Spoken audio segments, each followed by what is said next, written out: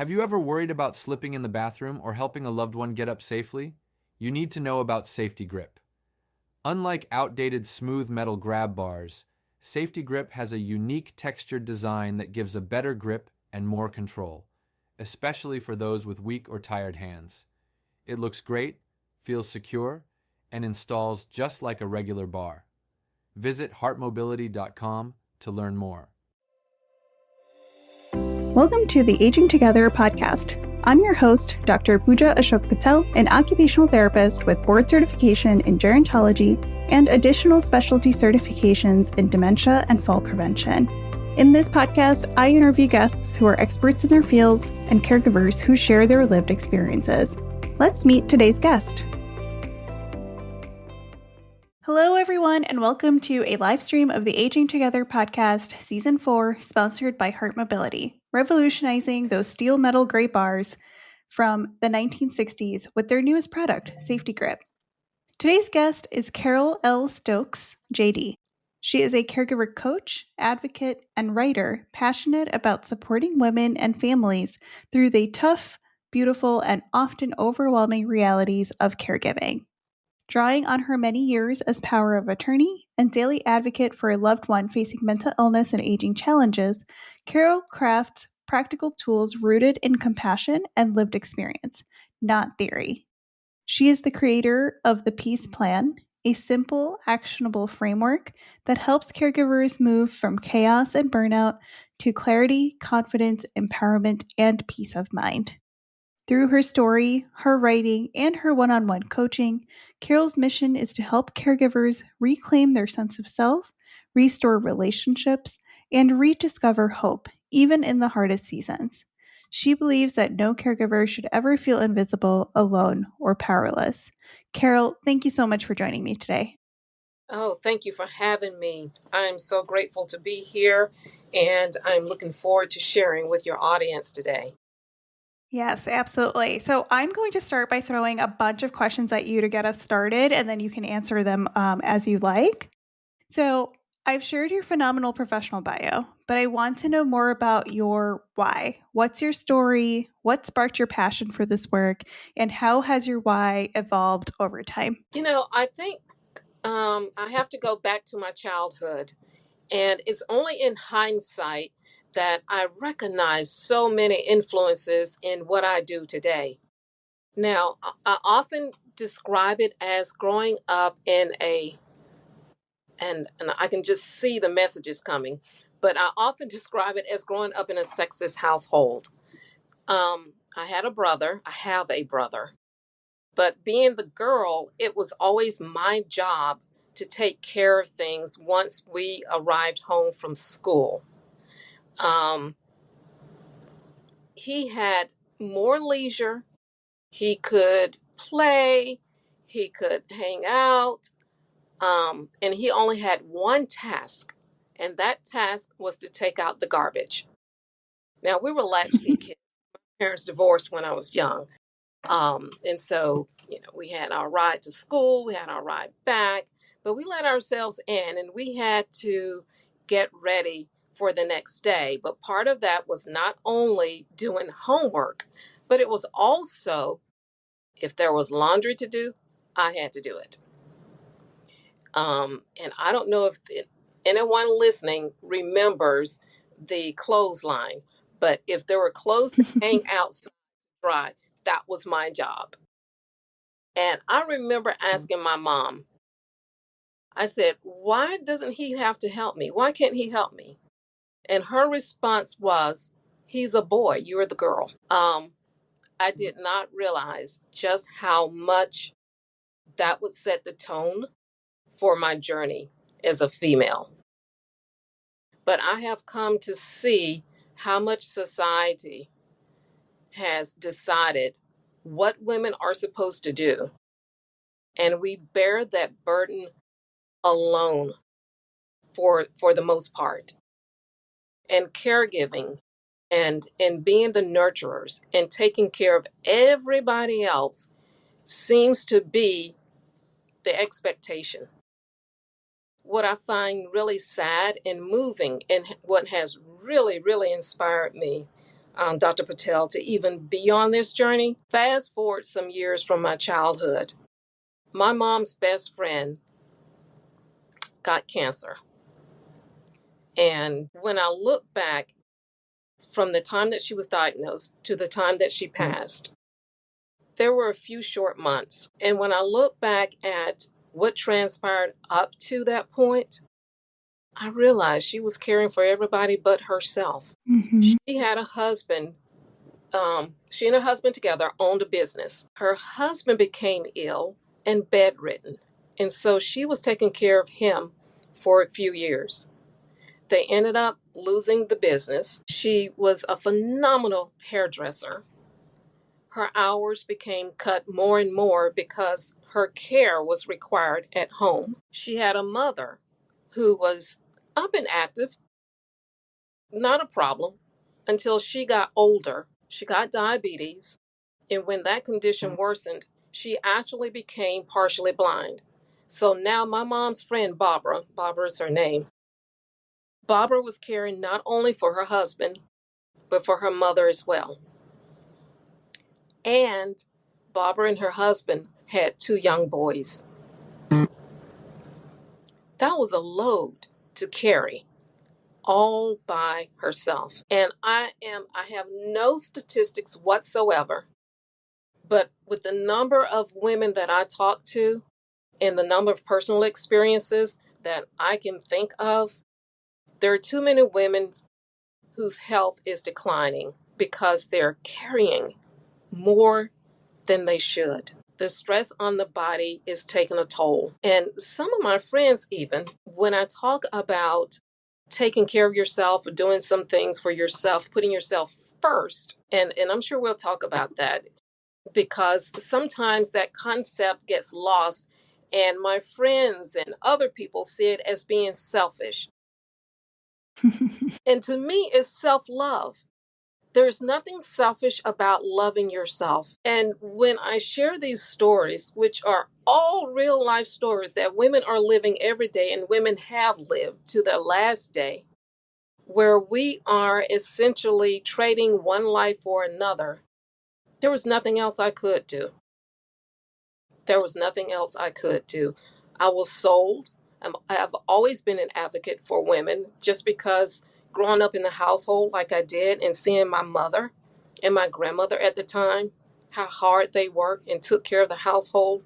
And they did it so gracefully. They truly did. But I learned a lot from them.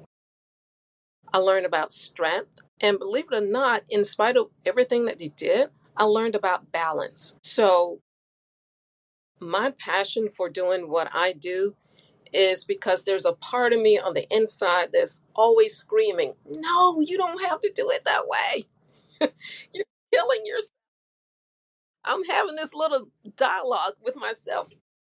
You're killing yourself. She's killing herself. But I used to say, um, when you did the bio and described me um, as having a JD and, a legal past, I used to tell people, clients, potential clients, when they come to see me, and I advise them on what they need to do. And for some reason, they didn't want to do it. Or they would hire you to do something, but they don't follow through on what they need to do, what they've been advised to do. That just blows my mind. It's okay, you needed the help, you sought the help. Somehow following through is hard for people. But I have said for years, it's hard for me to see someone not do what they need to. But you cannot care more for someone else than they're willing to care for themselves. Um, and even when it comes to caregiving, it's not that the loved ones that we're caring for don't want to care for themselves. They need help. But so do we as caregivers need help because we're still one body.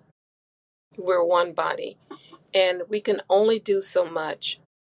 Otherwise, then we become those who are what? Breaking down mentally, Yeah. emotionally, physically. we become ill. We become ill. And so the tables are turned. When people say to me, um, well, if I don't do it, who will?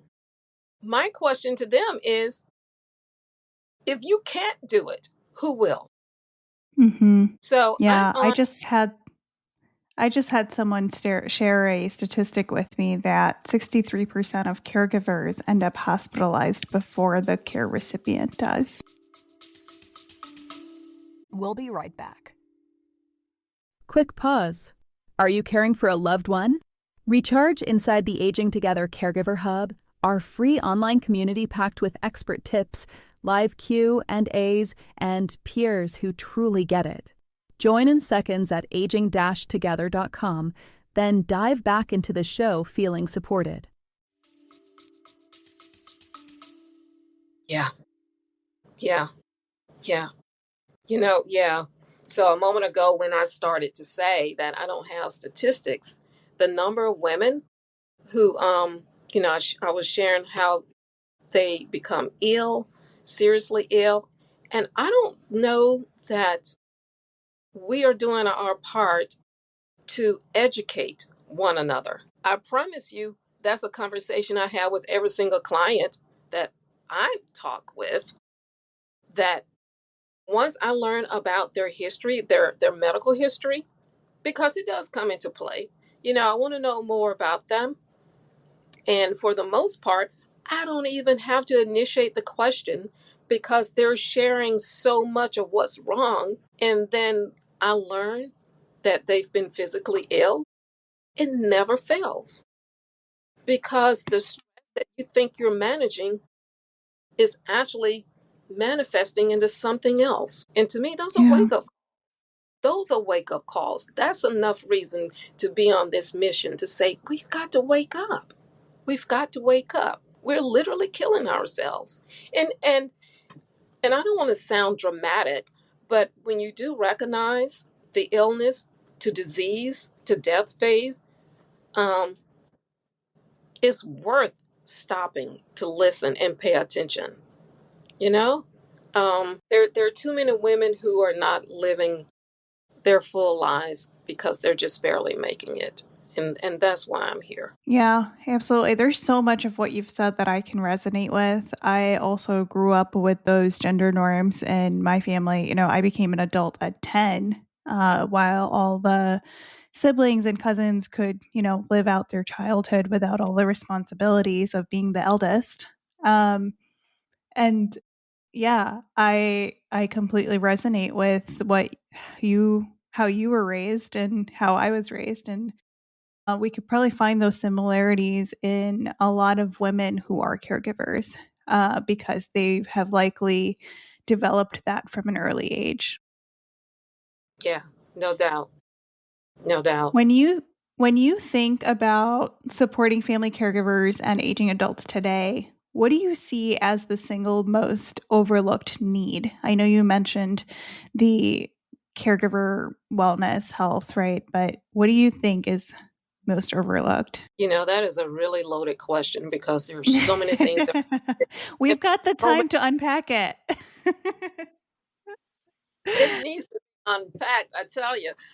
Because there are a lot of things that just come to mind, and then I think of something else and was like, well, maybe that's number one. There's so much that's needed. But let me start here. If I had to pick one thing, I would say a plan or slash system.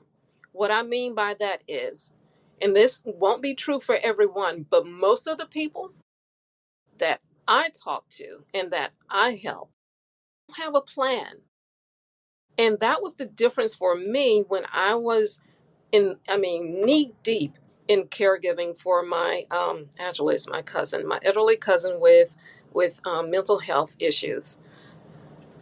When I stopped just reacting to whatever happened. And when I say whatever, I mean whatever. And that could be day or night. If I got a call from the hospital because something happened and they had to rush you to the hospital, I literally might be on the phone with a doctor or a nurse at 3 in the morning. I have been awakened at 3 in the morning by a hospital that said, oh, she's been checked out. You can come pick her up now. at 3 in the morning. When we learn that if we prepare for some things now, and I don't begin to suggest that we can know when someone's going to have some incident or become ill or have an event that's triggered. I'm not suggesting that.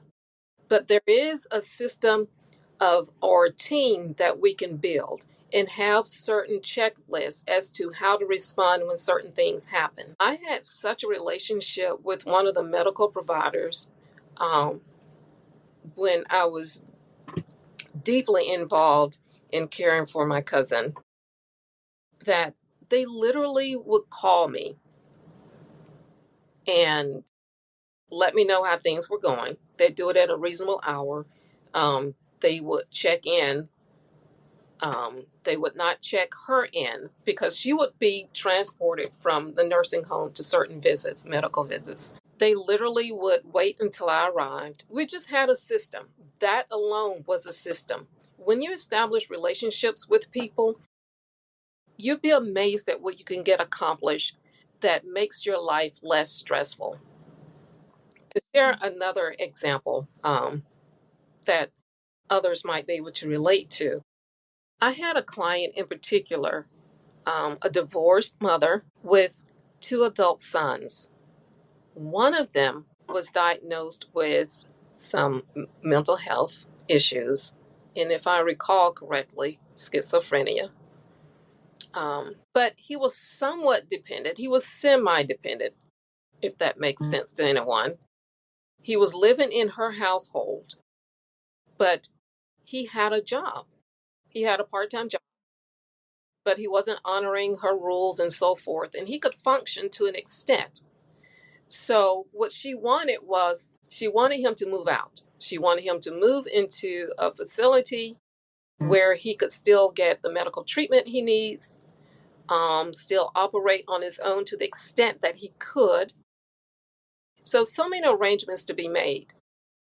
One of her biggest problems, in her own words, one of her biggest problems was her son's father, her ex-husband, was so uncooperative. She really needed his input. She needed his involvement. He's never been involved. He won't do this. He doesn't do that. And I said, well, maybe yes, maybe no. As soon as I talked to her about how to communicate with him, what to communicate with him, essentially we came up with a plan for every family member's involvement. And I guided her on how to communicate the urgency of this and involve him on a level that made him feel like he was actually involved. And there is a difference between asking someone to do something and only hearing from someone when they want something done and having someone feel like they're actually involved in the decision making and what's going on and being informed. When we turned around how she communicated and what she communicated, that ex-husband that she said wouldn't do anything and was uncooperative became a major team player. That's part of having a plan or a system in place. I think too many caregivers rule out people because we assume what they won't do, what others won't do. And we don't always appreciate the dynamics in a relationship. If you've had a hostile relationship with someone, yeah, it might be kind of touchy. So you're going to need a different approach. And I don't think we realize sometimes how we communicate with someone reaps the result that we don't want. Mm-hmm. Yeah. Yeah. So, When you talk about planning, I always phrase it in a way of, saying, you don't wait. How you mentioned, like, you don't want to wish somebody ill or wish that something happens to them. But it's similar to how we don't wait for your house to flood before getting house insurance, home insurance, right? Like, we don't wait for fire before getting fire insurance. We don't wait for something to happen to your car before you get car insurance. So why do we wait for something catastrophic to happen to our health before we make a plan or some sort of care insurance? right? To make sure that you have all your ducks in a row in case something happens. Exactly. That's exactly right. And that also speaks to when I said there were so many things that come to mind. That speaks to something else that comes top of mind for me, and that is education. Mm-hmm. I don't know how many people remember when home ec was taught in the schools. Now, I never took home economics in school, but I know a lot of schools back in the day, whatever that means for some people, did. And all it really means to me is teaching those practical lessons that we're going to need once we become adults. That's critical for me. I find all of that's critical. And I don't think we're educating one another on any level as much as we need to be, because it fascinates me that we're all aging. We're all aging. And it's only a matter of time, as long as we keep living, that not necessarily that we're going to become so ill that we need someone around the clock. That's not even the point. But as long as we age, our level of performance is going to decline somewhat and at different rates. And for some, it's going to be really tragic. And so it's a matter of preparation, being prepared for the inevitable. And what do you do? Have you talked to your family members and closest friends, your doctors? Have you sat down? Have you talked about the day when and if? Have you thought about discussing or having a conversation with your loved ones about their desires, their needs, when and if? I know I've had that conversation with my mom, and excuse me, and so long ago, I had so many things in place for her, be it a living will, we did a power of attorney, her last will and testament. I know her wishes. I know if she ever becomes so incapacitated, where she would live, how we would do that. Um, I happen to be fortunate enough that I have a sibling who, although he's nearly 1,000 miles away from me and my mother, he is so involved. And that speaks to something else. Everybody won't contribute in the same way.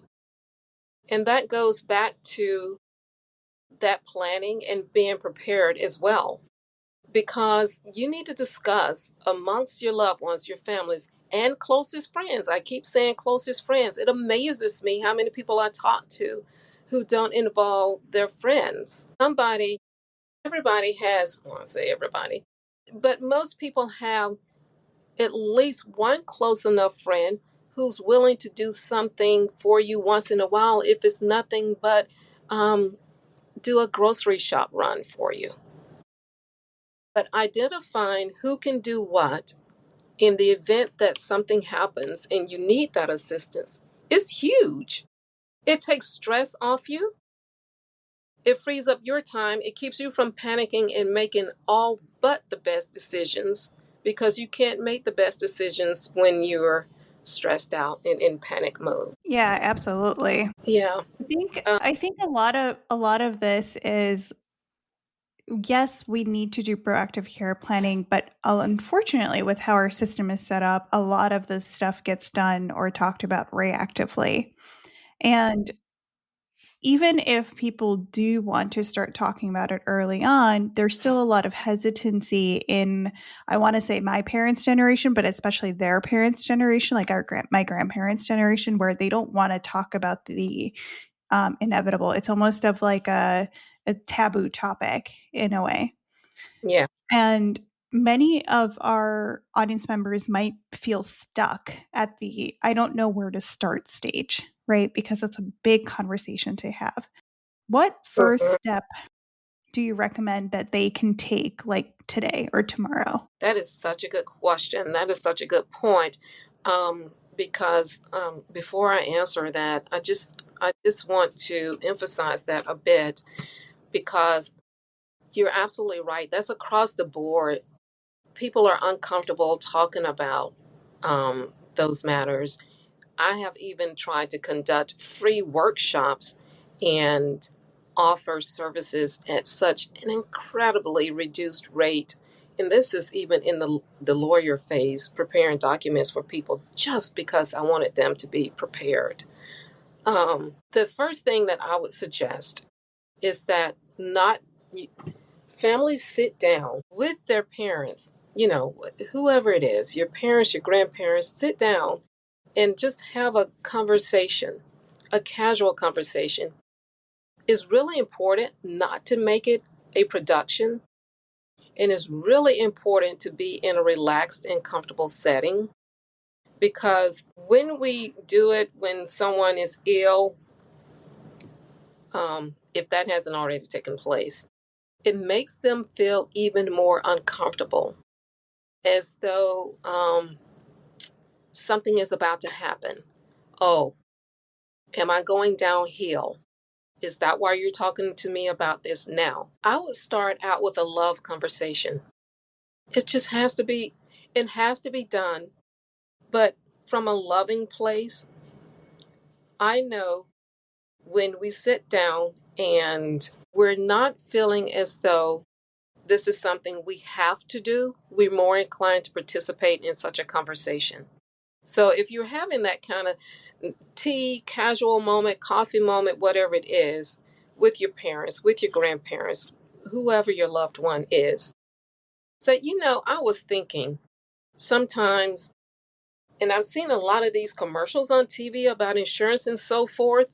I'd love to have your thoughts on, I know what I would like to happen if A, B, and C happened to me, or if I couldn't do for myself, or if I became really ill.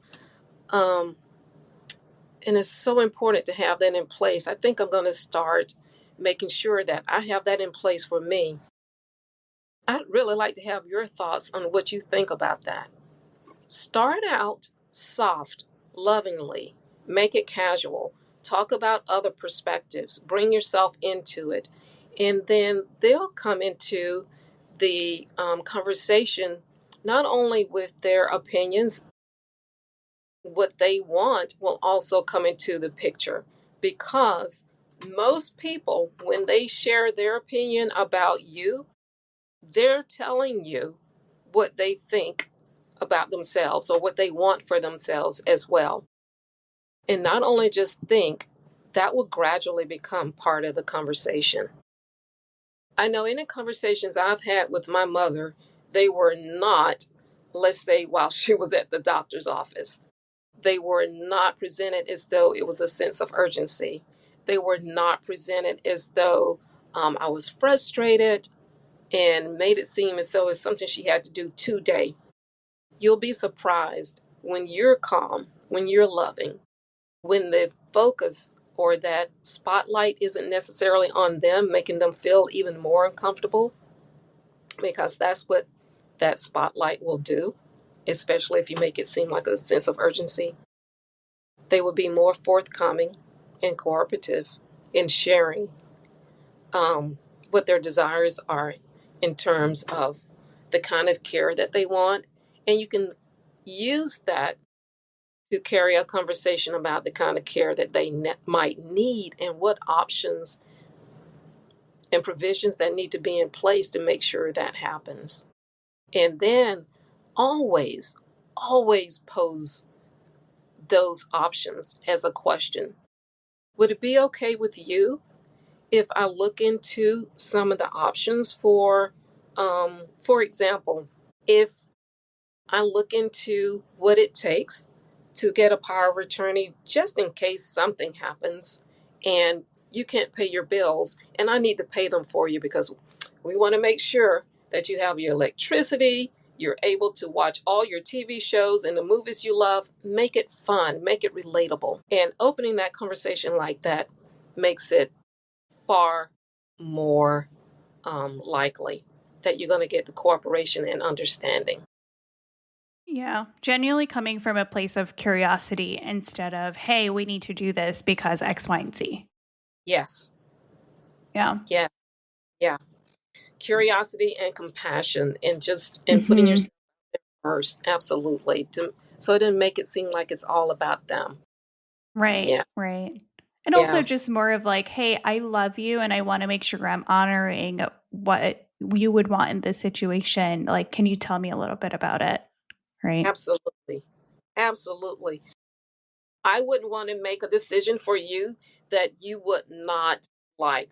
I want to Mm-hmm. make sure that whatever I choose for you is what you would choose for you. So please Right. share with me because I love you just that much. I don't want to do anything that would not honor that. Absolutely. Yeah. I'm curious on your thoughts with your legal background. So I do end of life care and advanced care directives and just like care planning, long term care planning, and rehab planning, and all of that stuff too. And one of the things I always mention for people who are hesitant or resistant to advanced directives or end of life care planning is that, I always say there's already a plan in place. Whether it's up to you whether you want us to follow or you want the doctors to follow what the government or what the healthcare system says to do, or do you want them to follow what you want them to do? And Yes.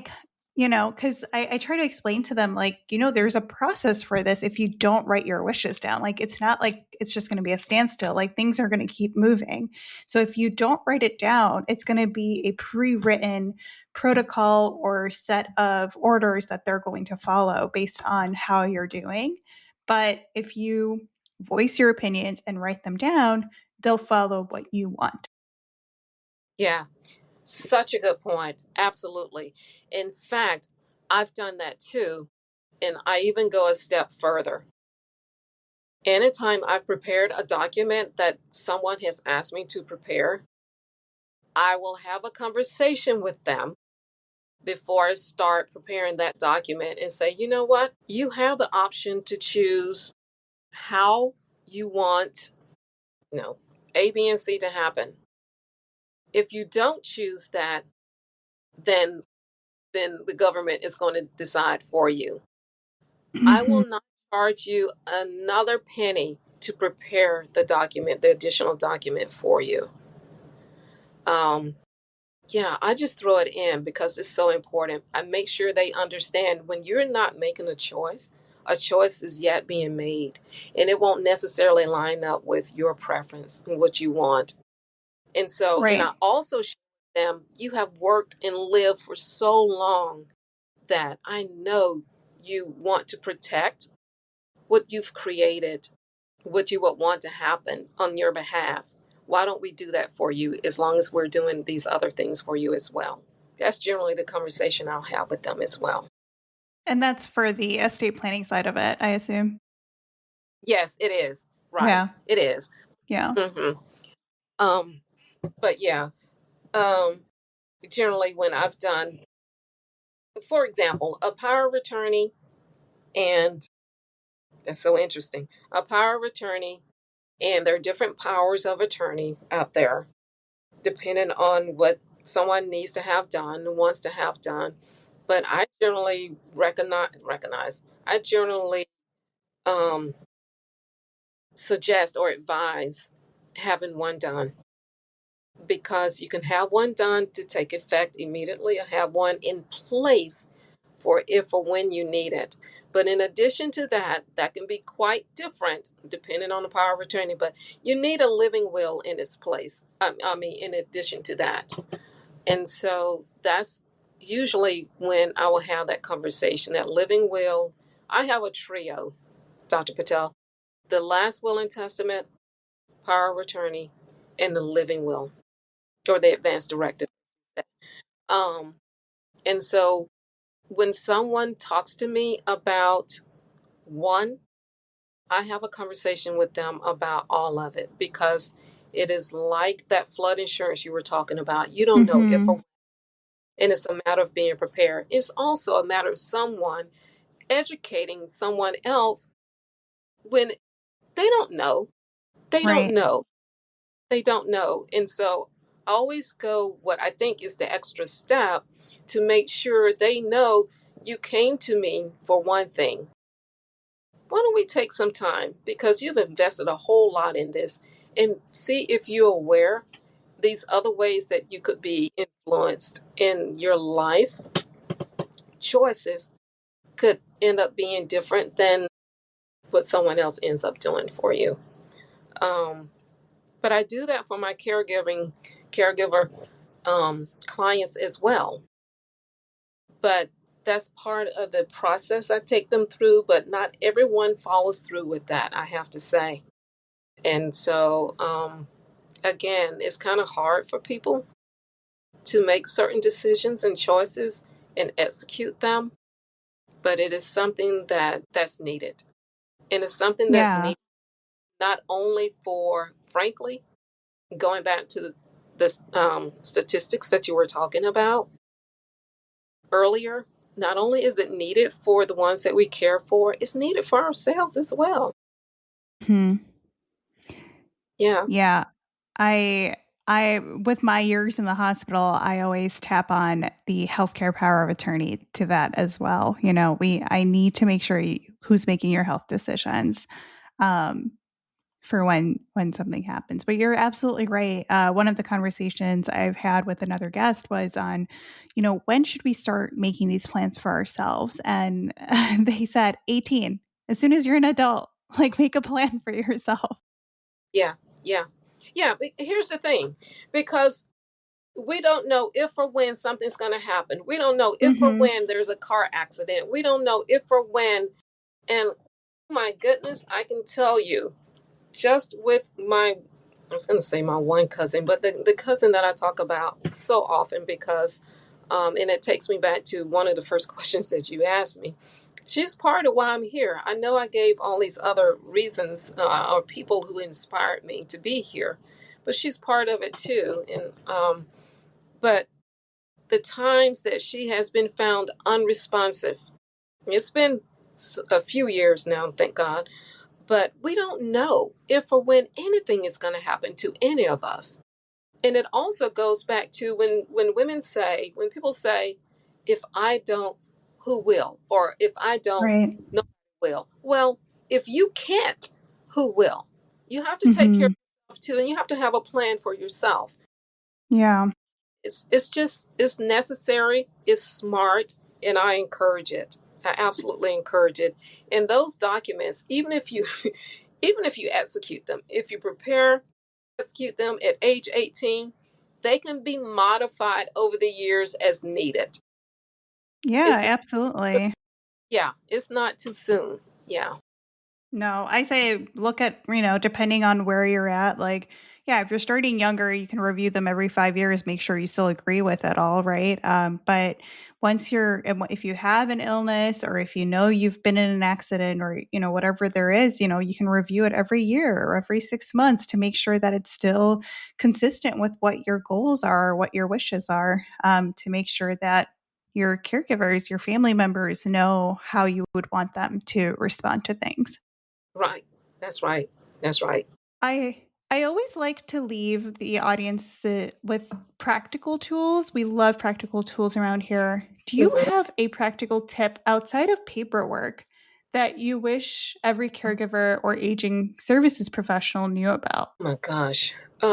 This takes me back to what's the one thing, because there's several that I cannot stress enough. If I may, if I can share at least two, I cannot stress Yeah. communication. It's like when I was given the example about that particular client with her ex-husband, how we communicating with the ones that we're caring for, communicating with those who could be in our circle, in our tribe, be a part of a team to provide a level of care so that one person is not trying to carry that burden and wear herself out, where nobody then is served, is huge. Knowing how to communicate with your medical providers, having a relationship. To this day, my mom is active. My mom looks great. Yeah, she has some issues. Yeah, I go to her house, honestly, almost every day. But it's to do things like, with her dexterity issues. Um, weakening, I'll put it that way. I'll clean out the litter box. I'll change her bed linen. I'll do the things that she struggles with gripping or bending over for any length of time. Building a relationship with people to see what they can and cannot do. I go to every single doctor's appointment with my mom, not because she can't speak up for herself, not because she can't take herself, but because I want to know what is being said, what is being done, and to ask the questions that she might not know to ask. And so everybody can play a role. Not one person has to play or attempt to play all the roles. That goes back to the communication. I go to those appointments. They know that they're going to see me, the doctors. They know that I am going to talk. They know I'm going to ask questions. Communication. Communication is so huge. Huge, huge, huge. Communicating with anyone that you need to in order to create, as I keep saying, that team or that system and have a plan. Don't assume that you're alone. Don't assume that you just sit back and that you have to be passive when it comes to dealing with the nursing homes, um, the nurses, the doctors, the hospitals, anyone in the picture you need to be communicating with. And when I say communicating, establish a relationship. That's huge. When people get to know you and know how much you care, it makes a difference. Yeah. It makes a difference. They respond to you and your loved ones on a personal level, and you get things done. And you communicate with other family members and friends, as I said before. I cannot stress that enough. One thing, as far as a tool, one of the things, and it's such a huge process, and there are many, many aspects to this, but I enroll my clients in something where that they can get in touch with their feelings, and they know when they are not acting calmly or responding to something calmly. And in a situation in which they need to de-stress or be prepared for walking into a situation that they might find stressful, or they know they're going to have a conversation where stress could be triggered, stop and breathe. Breathing is so healing, and you can reset yourself in minutes. To go a little bit further with that particular one, just to share one right here, right now. If you find yourself needing to reset or recharge, you're going to have to command yourself to stop in the moment. That's the first step. So many people just want to keep going, but stop. Put your hand on your belly. Close your eyes. Take a deep breath in through the nose. Hold it for a count of 5 and let go through the mouth. Do the deep breath 3 times, but with the hand still on the belly, returning to your normal breathing pattern. Do that at least for 30 seconds, much longer. If you can do it for 2 minutes, you're much better off. But finding ways to reset throughout your day is huge. And you will never know just how powerful it could be until you do it more consistently. I'm going to have to put that on a loop on my phone so I can listen to that before I go to bed every night. That was so soothing. It works. It literally, let me tell you, you say that, but most nights I go to bed like that and I'm knocked out. I Oh, really, yeah, I believe it. yeah, I I do. believe it. Shifting gears a little bit, I am curious if you could wave a magic policy wand, what systemic change would most improve the quality of life from your perspective of these caregivers? That's easy. I don't know the exact terms, but we need a funding system, a funding and educational system. And when I say system, that could look like a number of ways, but for time's sake, let me say it this way. For the caregiver, and the ones we're giving care to. Financial resources is a major issue. Too many caregivers are losing income, or they're trying to cover their own living expenses while covering that of those of their loved ones. And so I would love for us to have a government that recognizes we're all going in this direction, and cutting funding, cutting financial resources is making it harder and harder for people to live when it's already a huge struggle, because so many times to care for our loved ones, we have to take off from work. We have to miss work. We have to take a part-time job as opposed to the full-time job. We're having to buy groceries. We're trying to figure out the purchase of medications. All these things are constantly rising with us caregivers and the loved ones receiving reduced income. That doesn't add up. That magic wand would have funding, and that funding might look like the form of, I don't want to say insurance, but it is a fund. Grants. Mm-hmm. Yeah, absolutely. That help all of us survive. The caregiver and the one who is receiving care. We've got to. We've got to Yeah. do that.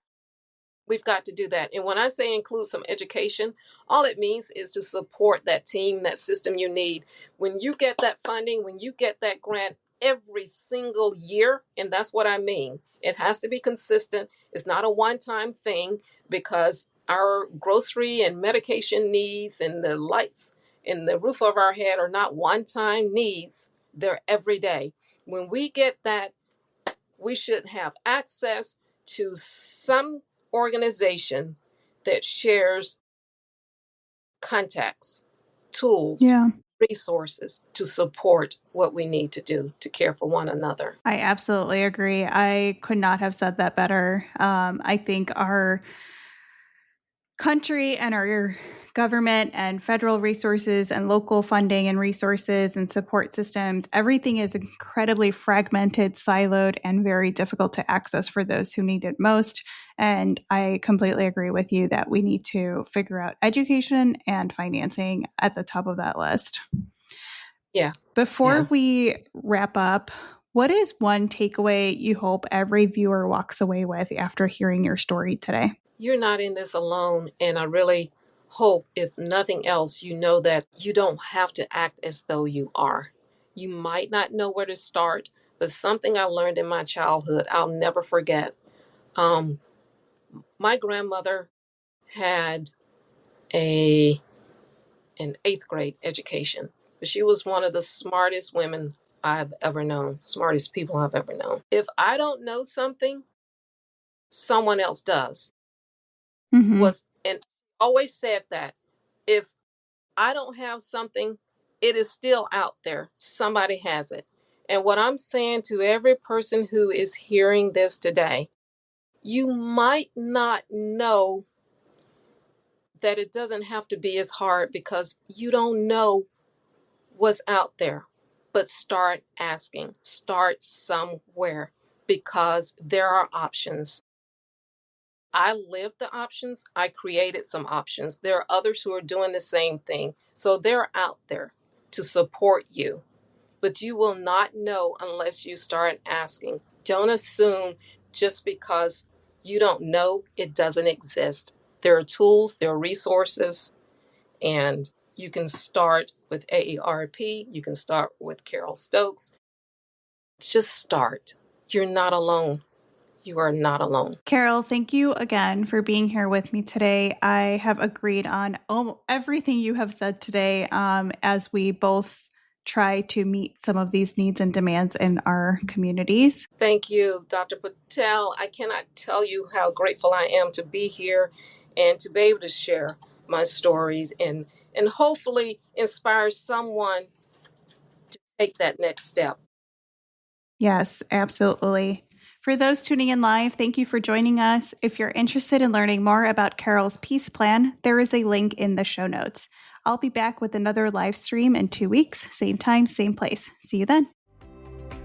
Thank you for listening to the Aging Together podcast. This episode was produced by me, Dr. Pooja A. Patel, in partnership with Natural Eye Media and is supported by our Season 4 sponsor, Safety Grip by Heart Mobility. To learn more about them, check out our Sponsor Spotlight episode. If today's conversation helped you, please follow the show, share it with a friend, and leave a quick rating or review. Your support keeps the podcast free, at light, and growing. Want more? Join our live sessions every other Wednesday and unlock the subscriber-only audio replays through the link in the show notes. Until next time, let's keep learning and aging together. Take care. Aging, illness, and injury can make the simplest movements feel daunting. That's why Safety Grip was designed with compassion at its core. Its deep, textured surface offers real control, especially for hands weakened by arthritis, neuropathy, or stroke, helping restore not just safety, but dignity. Because when you or someone you love needs support, it should feel like someone's there to help. Visit heartmobility.com to learn more.